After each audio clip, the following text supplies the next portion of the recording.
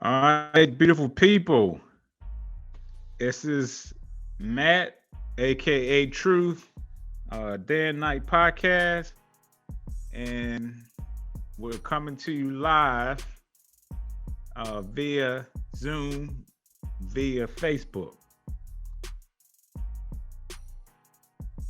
What do you say? You got to think about it. Oh, but hey, everybody. Happy Sunday Fun Day. Like Matt just said, we're coming to you live. So looking forward to this discussion we're going to have on religion versus spirituality. It's our third episode and our last one.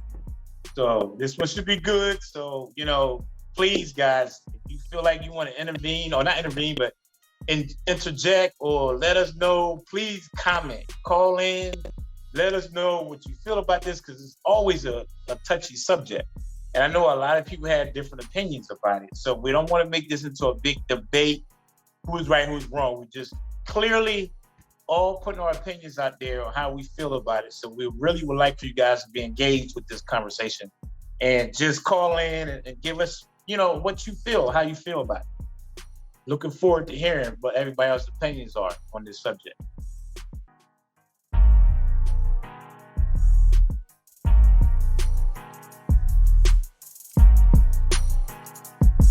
In a world of envy, analyze as these guys looks to see. They clones to the naked eye, the dynamic dude. No pesticides, they organic. Day and night's the podcast. In panoramic in 4K, live streaming on your airwaves. No cliche to downplay, this ain't no child's play. Twin brothers close knit bonding. They wonders of the world, they monsters. The twin Tompkins, brought only born. They travel the world stomping at the break of dawn daily. The iron's pumping, my brain no brothers, about to bring you their life. Look no further, everybody, cause it's day and night.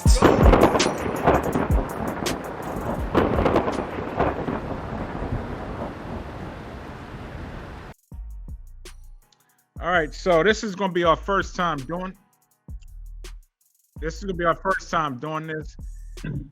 So if you guys are out there, please let us know as soon as you can if you see us on here, because this is our first test run with doing Facebook Live with Zoom. So I can't see if anybody is on or not. So if you can just send a chat, a thumbs up, some type of emoji or something, just to let us know that you're out there. All right, so I'm gonna go ahead and get it started. So just like Mark said, this is part 3, the 3-part series. If you haven't seen the first 2, the first one was more so about the just a subjective view of religion versus spirituality. So we both gave our views as far as what we feel as though religion versus spirituality was, and then we had an open discussion. And the second part of it, part 2, which was last week, was more the objective side of it, and it was just me giving a little bit of facts about religion, when it started, and how it started, so forth. And again, we had an open discussion. So this week is going to be the final one, and it's just a sum of all 3 together. We're going to have an open discussion about the objective side of it, the subjective. Like I said, Mark said, if you want to just not call in, but send a chat message or whatever the case is. If you have questions or if you have just a comment, go ahead and do so. All right, so I'm going to talk about a little bit of facts and stuff that I found out this past week doing some more research, and it was really, really interesting. It was some stuff that I just learned that I've never heard before. So I already talked about it last week, but this book here, The Emerald Tablets by Billy Carson, really good book. Is actually factual stuff. He actually went to Egypt, so he's been to the pyramids and all the stuff that he has in his book. He can actually back it up with proven documentation and proven artifacts and so forth. So I trust that his findings, his truth, is not something he just made up, to try to sell himself or to put himself out there. So just to get into it real quick. And again, like I said last week, I'm not trying to bash Christianity or any religion that's out there. And I want to say this before I even move forward. I know that there are some Christians out there that's doing the best that they can.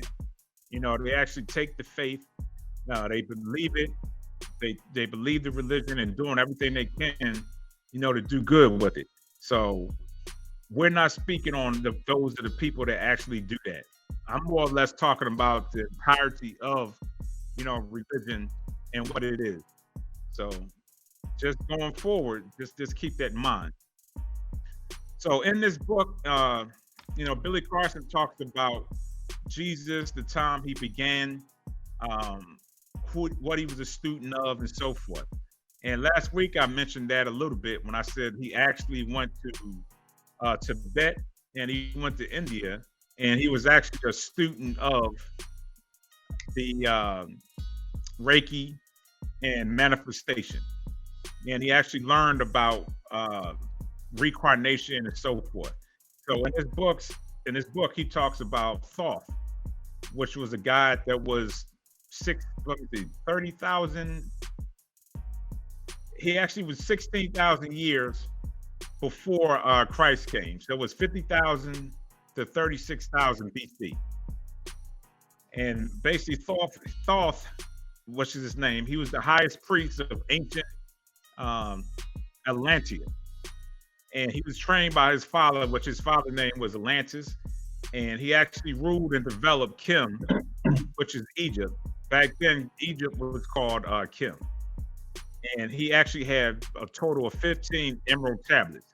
And this is where a lot of people believe, and what he believes is actually the Bible was taken from, was these 15 tablets. And when you actually look at the tablets, it's similar or parallels a lot as what's in the Bible. There's certain scriptures that's in the Bible that's in these emerald tablets.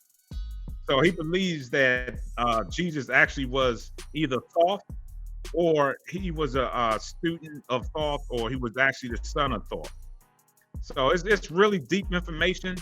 It's definitely going to question your belief as far as in Jesus, if it's real, if it's not real. So if you're one of those type people that 100% go with what I've learned back in the day is the truth, and you're not going to deviate from that, then it's probably not going to be the information for you. So I just ask people, like I said last week, just find something else to research. You know, don't just focus on one aspect of something and just take that and run with it and just forget about everything else. So Mark, what do you have to say about that? No, I mean, I'm listening to you, and I'm pretty much, guys, y'all gonna be like, if you paid attention to the other episodes, you're gonna be like, he keeps saying the same thing. It's only because, like I said, this subject in particular, I'm not gonna speak a lot on it as far as literally speaking from, you know, as far as like you research and everything. This is gonna be pure me, my own opinion, how I feel about it. I respect everyone's decision on what they choose to, you know, believe in.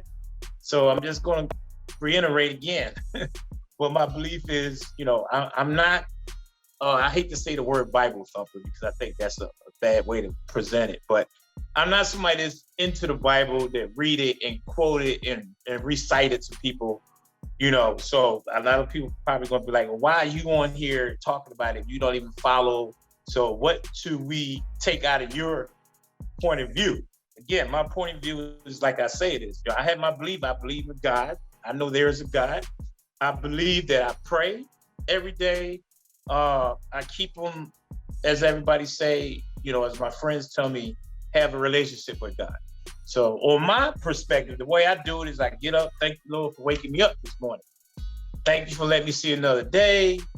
Bless me in this day, Lord. Give me the strength to get through this crazy day at work. And then I leave it alone. And I go and do my thing. And whatever happens throughout the day, I come home, same thing. Thank you, get me through this. Thank you for getting me through this day, Lord. I appreciate you.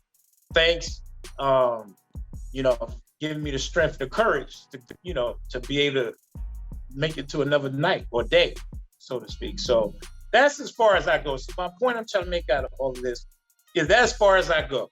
To me, if you do that, I don't know what more else you need to have a relationship to sort of speak to say that you are faithful or you're religious on either the spirit. I figure that would be more spiritual. Okay. So my point is, guys, if you can do that, I don't see where we have to insist on each other that this is more important than the other. Again, I said this last week. If I'm not out here doing anything wrongful to hurt myself or anybody else, I'm pretty much give anybody the benefit of the doubt. I'm respectful. To me, you live in the life the best you can. We all human. We're going to make mistakes. Whatever sins we make, as long as you truly believe that it was a mistake you made and you truly, have remorse for it, then I feel like you're doing the right thing. So we could be like that and live and go forward without going around telling other people that you're not walking in God's name, you're not going to live or go to heaven. That's the other aspect, where some friends that I have would say that, well, if you're not having God or you don't go to church, then you really don't have a faith to believe in. So how can you function every day if you're not going to church? So I'm kind of repeating myself, but it's really nothing else to say, guys. That's why I keep saying it over and over. It's going to be redundant because that's literally how I feel about this is you believe whatever you believe in. Again, if it's not hurting nobody, you're not going and imposing your belief on anybody else to where you're saying their belief is wrong and yours is right, then live your life. But what we believe in on every aspect is the key. Because I was talking to Felicia. We had a good conversation last night. Now, it wasn't about religion or nothing, but we having our bumps and bruises, trying to make it work. And I told her, we speaking on like, how do you make the relationship work? And I told her, I said, one thing is hard for anybody. Again, this is a generalization, guys. So I'm using this analogy, even though it's not per se religion, it's an analogy on belief. So I told her, look, if you believe that this person, whatever they're going to tell you is a lie, it doesn't matter what the other person will tell you, because your belief and your whole heart is, I don't believe this person's telling me the truth. They're going to tell me what I want to hear just so they can get past or get through whatever it is that they trying to convince me of. So if you believe in that, that's how you're going to react. And that's why I look at that on all aspects of life. If you go on to a job, you're going for a job interview. If you don't believe you're going to get it, it's going to show in that interview. You're unsure of yourself. You're pronouncing the words wrong. You can show the nervousness, which is, okay, a little bit understandable. But if you don't believe that you deserve this job, that person on the other end probably ain't going to take you serious. Like, this person don't even believe they deserve it. So why should I give it to them? So I just think on any aspect, sports, whatever, you don't believe you're a good athlete, 9 times out of 10, you're not going to be as best that you should be because you don't have that belief. So in a nutshell, guys, that's my point on religion. You believe in what you believe in, walk the faith, you should be all right in life. So I know that was a long run on, guys, so I apologize. But I'm going to kick it back to you, Mac, because that's just how I feel on that. But I'm going to talk about the holidays when you get done, because I mentioned that last week.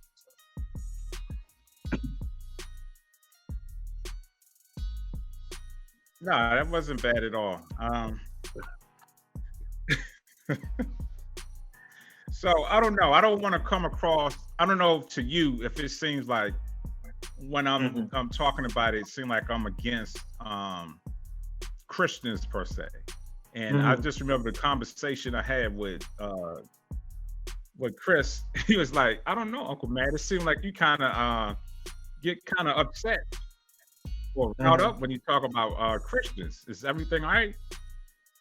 And I don't want to come across that I'm just against Christians, or if I have some death wish against them, or any ill feelings. I'm trying to think of a best way to say it where it makes sense. And I was thinking about this analogy earlier. Yeah. Have you ever experienced, or have you seen somebody else? Let's say y'all just sitting in the house chilling, and let's say it was a roach crawling up this individual, right? You see it, but they don't see it. And they just sitting there chilling and they're relaxing. And you're sitting there like, damn, they don't see that damn roach. They don't see it crawling up their arm. And you're trying to say something, but you don't want to like freak them out. Right. And then like at the last minute, they see it and and they freak it out and stuff like that. Uh-huh. That's the best way I can kind of explain having a consciousness opposed to almost consciousness, but being in spirituality versus being in religion. Whereas with spirituality, you can actually see everything that's going on, Right. and you're aware of it. Whereas with religion, you can have stuff that's going on, but you don't realize what's going on until something you actually look at it, or whatever the case is, Right. it brings it to your attention. You actually wake up and see it. Right. So I just still see religion as keeping people in a box, and it prevents that person from growing. So that's how it makes sense to me. I can just see it from the outside looking in, and I always use this analogy. If somebody's walking across the street, are you gonna let them get hit by a car, or are you gonna pull them back? If they don't see it, are you gonna just sit there and watch them get hit by a car, or are you gonna pull them back? Right. More likely pull them back. Yeah, I won't just let them get hit. That's kind of messed up. So that's Yeah. how it feels with me. So it's hard for me just to sit back and not say anything, because I had the truth. I know it. And it's like, okay, I just want to help somebody else just come to it. Right. And that's all it is. You know, I just don't want people to just follow one thing, and it doesn't help. And the reason why I say that is, especially us for Black people. Now, based off the statistics, Black people are the highest percentage of people that actually follow religion. And I know innately we're spiritual people, so that makes sense. Right. But at the same time, when it's something that was created for mind control and control, it's like I see what it's doing, but most people don't see what it's doing.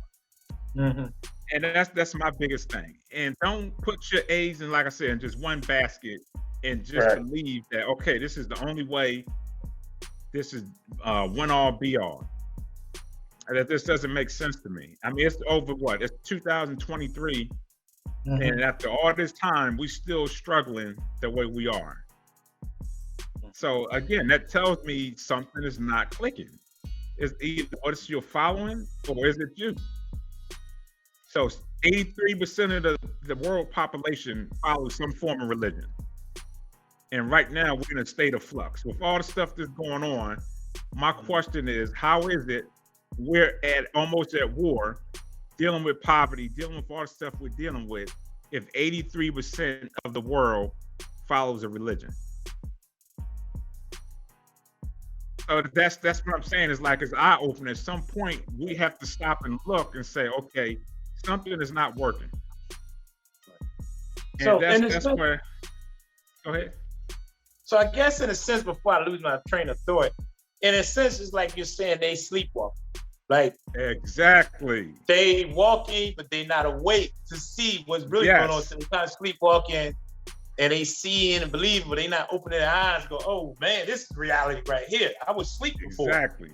So with that being said, so I'm gonna do a devil's advocate, because nobody call in, maybe somebody might think this or ask this question.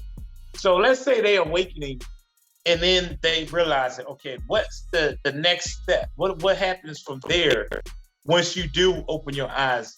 Once you have the belief and understand, you see stuff for what it really is. What is the affirmative action? Do we all just start believing and just be more spiritual? Or is it some plan of action to take going forward to say, now we are awakening, now we need to figure out what we got to do? Like you said, it's a lot of stuff going on to where, and you made a comment about this last week, where I think it was dead on, is where the religion is kind of, like you said, keep everybody sleepwalking and keep them holding on to faith and praying and keep them from doing anything in affirmative action, because they holding on to faith that God's gonna come back and take care of all this, instead of saying, look, we need to handle this, not in a violent way. When I say handle this, I mean in a way to where we can do things to make it better, instead of just sitting in the house and praying. Again, there's nothing wrong with that, but that's all we doing is hoping and praying, but we ain't doing nothing action-wise. Because I was telling Felicia that too this morning, on how free will I'm a big advocate of that. We always have a choice. And just like you said, man, even if you give them that knowledge and they choose to accept it or they choose not to, but they still should choose to believe in what they believe in, but go forward on saying, okay, now that I open my eyes, this is what needs to happen. Because my only question on that is, if we are awakening, so to speak, and get more on a spiritual level, is that going to change anything? Or does it just mean you awoke now, you see what's going on, and that's it? Now you just more like, oh shit, this is really the real world. If that makes any sense. No, it makes perfect sense. Me personally, Mm-hmm. I believe religion needs to be done away with. They wonders of the world, they monsters. The twin Tompkins brought our only born. They travel the world stopping at the brink of dawn daily. The iron's pumping. I bring you no brothers, about to bring you their life. Look no further, everybody, cause it's day and night. Let's go!